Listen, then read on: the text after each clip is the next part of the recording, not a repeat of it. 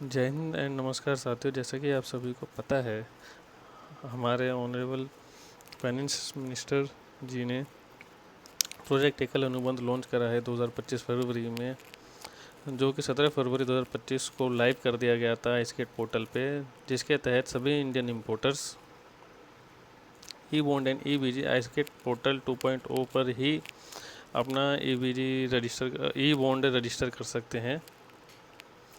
इस प्रोजेक्ट का purpose Indian trade को स्ट्रीमलाइन करना है। हालांकि इस प्रोजेक्ट के अंदर सभी इम्पोर्टर्स को कुछ ना कुछ समस्याएं फेस करनी पड़ी है। यह वीडियो उन सभी समस्याओं को सोल्व करने के लिए बनाई जा रही है। उन समस्याओं पर पहुंचने से पहले एक small step by step guidance आपको दिखाई जा रही है, जिसमें आप सभी को ये बताया जाएगा कि किन किन बातों का ई बॉन्ड रजिस्ट्रेशन करते समय आपको ध्यान रखना है और क्या क्या चीज़ें आपको नहीं करनी है। स्टेप 1 आपका आ जाता है, जो कि इम्पोर्टर के स्क्रीन पर रहेगा।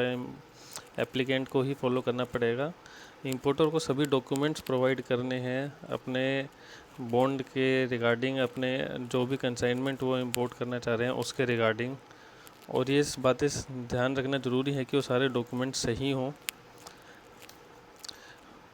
लिस्ट ऑफ डॉक्यूमेंट्स आपके सामने है। अगर कोई एक स्पेसिफिक कंसाइनमेंट आप इंपोर्ट करना चाह रहे हैं तो उस कंसाइनमेंट का बिल ऑफ एंट्री आपको प्रोवाइड करना है, उसका इनवॉइस प्रोवाइड करना है।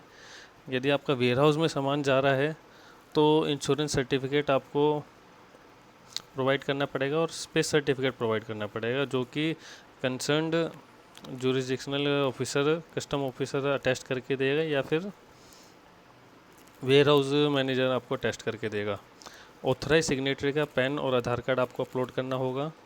डेट ऑफ इनकॉर्पोरेशन सर्टिफिकेट आपको अपलोड करना पड़ेगा।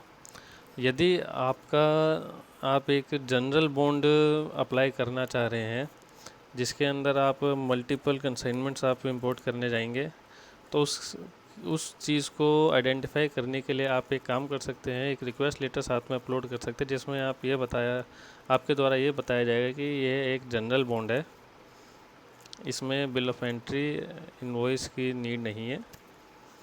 और एक चीज़ का बहुत ज़्यादा ध्यान रखना है, आपको मैनुअल या हार्ड कॉपी बॉन्ड अपलोड नहीं करना है, उसकी ज़रूरत नहीं रहेगी। अब आपको ये बॉन्ड ऑटोमेटिकली जनरेट होगा जैसे ही ये स्टेप से हम आगे बढ़ेंगे। जैसे जैसे हम आगे बढ़ते जाएंगे ई बॉन्ड अपने आप बनेगा। यदि आप एक्सपोर्ट प्रमोशन स्कीम्स का फ़ायदा उठाना चाह रहे हैं तो उस केस में आपको एडवांस लाइसेंस का कॉपी आपको अपलोड करना होगा, डिक्लेरेशन फॉर्म अपलोड करना होगा, आपके डीजीएफटी लाइसेंस का first and last page upload कीजिएगा। आप अपना सोलवेंसी सर्टिफिकेट अपलोड कीजिए, CA certificate and export house copy if you are a star export house copy if you are a star export house. Second step आपका आ जाता है superintendent की screen पे। सेकेंड स्टेप में सुपरिटेंडेंट वो सभी डॉक्यूमेंट्स जो कि इम्पोर्टर अप्लाई करते समय अपलोड किया है, उन सभी डॉक्यूमेंट्स का स्क्रूटिनी होगा। यदि उसमें कोई डिस्क्रिपेंसी पाई जाती है तो सुपरिटेंडेंट उसका क्वेरी अपलोड करेगा। देन इम्पोर्टर उस क्वेरी का रिप्लाई करते हुए यदि उसके पास सही डॉक्यूमेंट्स है तो वो अपलोड करके रिप्लाई कर देगा। यदि सारे डॉक्यूमेंट्स सही पाए जाते हैं तो सुपरिटेंडेंट उस बॉन्ड ड्राफ्ट को अप्रूव कर देगा, जिससे कि वो बॉन्ड एप्लीकेशन डिप्टी कमिश्नर या असिस्टेंट कमिश्नर की स्क्रीन पे पहुंच जाएगा। यदि सारे डॉक्यूमेंट्स सही पाए जाते हैं तो हमारे डीसी या एसी उस ड्राफ्ट को अप्रूव कर देंगे, जिसके बाद आपका नेक्स्ट स्टेप आता है इंपोर्टर की स्क्रीन पे। यहाँ पे इंपोर्टर को ई स्टैम्प ड्यूटी पे करनी पड़ेगी, जो कि बॉन्ड रजिस्ट्रेशन के दौरान इंपोर्टर के द्वारा भरी जाती है। यहाँ पे ये रिकमेंड किया जाता है कि ई स्टैम्प ड्यूटी 300 रहे मिनिमम, क्योंकि अभी तक फिक्स नहीं करा गया ऑल इंडिया में कितना रखा जाएगा। 300 यहाँ पे मिनिमम रखा जाए और रेकमेंड ये करा जाता है कि 500 भरे, ताकि कोई भी दिक्कत ना आए। और डिजिटल सिग्नेचर अपना इंपोर्टर को साथ के साथ ही ई स्टैम्प ड्यूटी पे करने के बाद करना होगा। नेक्स्ट स्टेप आ जाता है सुपरिटेंडेंट और एसी की स्क्रीन पे। यहाँ पे जैसे ही इंपोर्टर ई स्टैम्प ड्यूटी पे कर देता है, डिजिटल सिग्नेचर कर देता है, देन सुपरिटेंडेंट साइंड ई बॉन्ड को रिकमेंड करेगा अप्रूवल के लिए, जनरेशन के लिए। देन नेक्स्ट स्टेप, यहाँ से अप्रूव होने के बाद एसी की स्क्रीन पे जाएगा वो एप्लीकेशन, एंड डिप्टी कमिश्नर और असिस्टेंट कमिश्नर उस बॉन्ड में अप्रूव करते हैं, उस बॉन्ड के अंदर ई साइन करते हैं। देन आपका ई बॉन्ड जनरेट हो जाता है, आपको ई बॉन्ड नंबर मिल जाता है। यहाँ पे काम ख़त्म होता है आपका ई बॉन्ड जनरेशन का। यदि आप एक ऐसा बॉन्ड अप्लाई कर रहे हैं जिसमें ईबीजी का रिक्वायरमेंट है, नेक्स्ट स्टेप आपका ये है कि आपका ई बॉन्ड जो जनरेट हो चुका है वो ई बॉन्ड नंबर लेके आपको हमारे e bond and EBG user manual version 1.12 dated 18/7/2025 में लिस्टेड बैंक्स हैं जो कि NESL द्वारा अप्रूव किए गए हैं ईबीजी जनरेट करने के लिए। वहाँ पे जाके आपको कुछ डिटेल्स आपको अच्छे से प्रोवाइड करनी होगी, जैसे कि यूनिक आइडेंटिफायर नंबर प्रोवाइड किया गया है कस्टम डिपार्टमेंट का, जो कि ईबीजी जनरेट करते टाइम बैंक को फिल करना होगा। वो नंबर NCTGC 24124441P है। ये बैंक को ईबीजी जनरेट करते समय अच्छे से फिल करना होगा। डिपार्टमेंट का बेनिफिशियरी नेम जो है यहाँ पे कमिश्नर ऑफ कस्टम्स रहेगा। लोकेशन ऑफ द कमिश्नरेट रहेगी, यदि आपका दिल्ली पोर्ट है तो इन डेल 4, ये पोर्ट टू पोर्ट वेरी करेगा। ईमेल आईडी आप प्रोवाइड कर सकते हैं जो कि डिपार्टमेंट द्वारा प्रोवाइड करी जाएगी आपको। रिप्रेजेंटेटिव का नाम कमिश्नर ऑफ कस्टम्स रहेगा ऑफ द स्पेसिफाइड लोकेशन।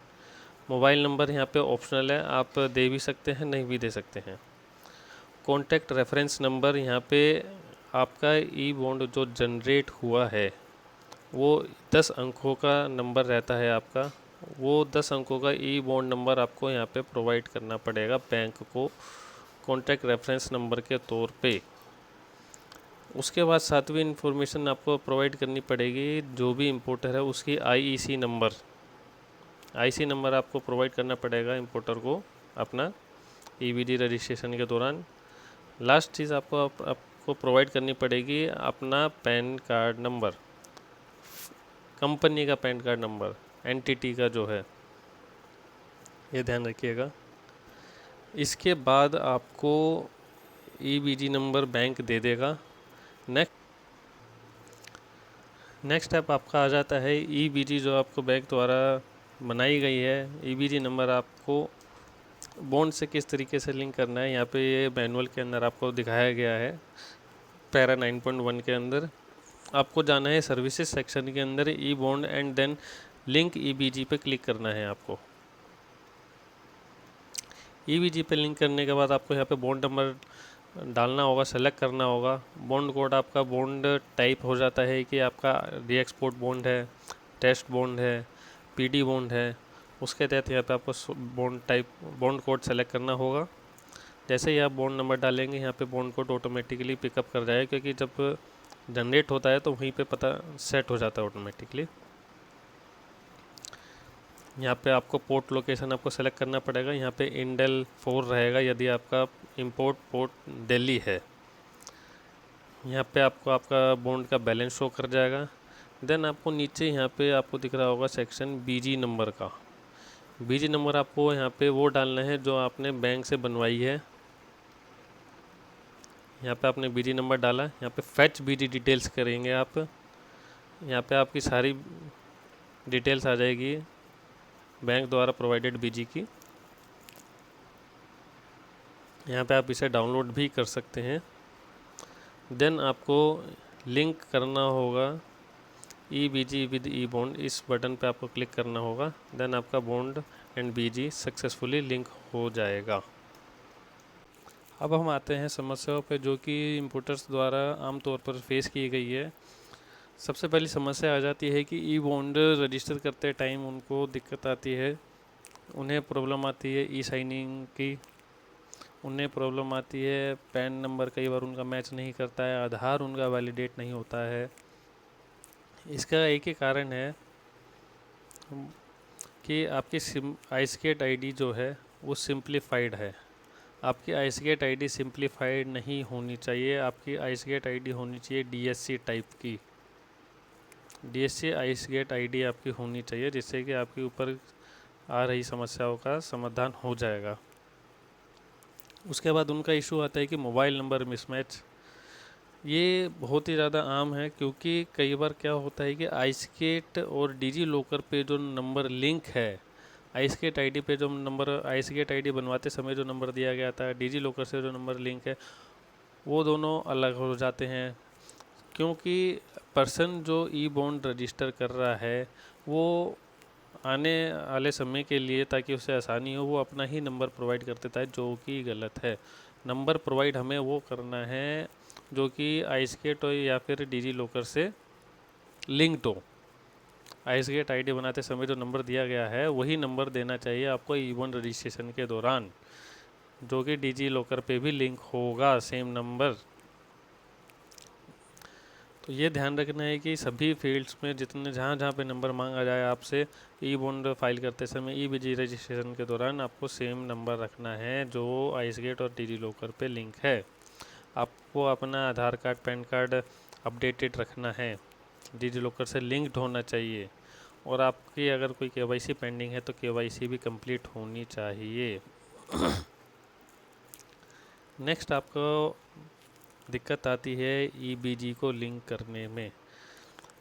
अब इंपोर्टर्स करते क्या हैं कि वहाँ पे EBG एंड ई बॉन्ड जो है सेम डे पे अप्लाई करने पहुँच जाते हैं, डे 1 पर ही। ऐसा नहीं करना है, पहले आपको अपना ई बॉन्ड रजिस्टर करना है एंड जनरेट करवाना है। ई स्टैम्प ड्यूटी पे करने के बाद इंपोर्टर्स को ई बॉन्ड नंबर मिल जाता है, जो कि इंपोर्टर्स करते क्या हैं वही ई बॉन्ड नंबर लेके पहुंच जाते हैं बैंक्स के पास। ऐसा नहीं करना है आपको पहले अपना ई बॉन्ड पूरी तरीके से जनरेट होने देना है, जहाँ पे DC या AC एंड इंपोर्टर के साइन हो जाने के बाद आपको मिलता है। जब इन दोनों के साइन हो जाएं तब आपको 10 डिजिट का ई बॉन्ड नंबर आपको लेके जाना है बैंक के पास। और ये ध्यान रखना है कि बैंक कोई सी भी फील्ड खाली ना छोड़े, बॉन्ड नंबर खाली नहीं छूटना चाहिए। 10 डिजिट का जो होता है वो आपको प्रोवाइड करना पड़ेगा। बिजनेस यूनिट कोड जो कि इंपोर्टर का IEC नंबर है वो आपको प्रोवाइड करना होगा EBG रजिस्ट्रेशन के दौरान। यहाँ पे कुछ डिटेल्स हैं जो कि बैंक को मैंडेटरी चाहिए होती है, जैसे कि आपको स्टेप बाय स्टेप गाइड में बताया गया। यूनिक आइडेंटिफायर नंबर वो नंबर है जहाँ कस्टम डिपार्टमेंट NESL से रजिस्टर हो चुका है, वो नंबर बैंक को प्रोवाइड करना ज़रूरी है। नेम कमिश्नर ऑफ कस्टम रहेगा, लोकेशन आपके पोर्ट की रहेगी, या अगर दिल्ली है तो इंडेल 4 हो गया। ईमेल आईडी डिपार्टमेंट द्वारा आपको प्रोवाइड करी जाएगी कंसर्न सेक्शन की, जहाँ पे बॉन्ड आप फाइल कर रहे हैं। रिप्रेजेंटेटिव का नाम हो जाएगा आपका कमिश्नर ऑफ कस्टम्स। ये सारी फील्ड्स मैंडेटरी हैं, आप ध्यान रखिएगा, कोई भी फील्ड मैंडेटरी वाली नहीं छोड़नी है। मोबाइल नंबर आप यहाँ पे छोड़ सकते हैं क्योंकि ऑप्शनल है। कॉन्टैक्ट रेफरेंस नंबर होता है आपका ई बॉन्ड नंबर 10 डिजिट का। 10 digit E bond number is the contact reference number. Business unit code आपको मैंने बता दिया है, IEC of the applicant of the importer. And आपको अपना पैन भी प्रोवाइड करना होगा, इंपोर्टर को अपनी एंटिटी का, कंपनी का पैन भी प्रोवाइड करना होगा ईबीजी रजिस्ट्रेशन के दौरान। कोई भी फील्ड खाली नहीं छोड़नी है। All mandatory fields must be duly filled by the bank. कोई भी फील्ड खाली छोड़ेंगे देन ईबीजी जनरेट नहीं हो पाएगा और ईबीजी लिंक नहीं हो पाएगा। सभी डॉक्यूमेंट्स जिसका यहाँ पे रेफरेंस लिया गया है डिस्क्रिप्शन में आपको उनका लिंक मिल जाएगा। कस्टम मैनुअल का, user manual for e bond and EBG का,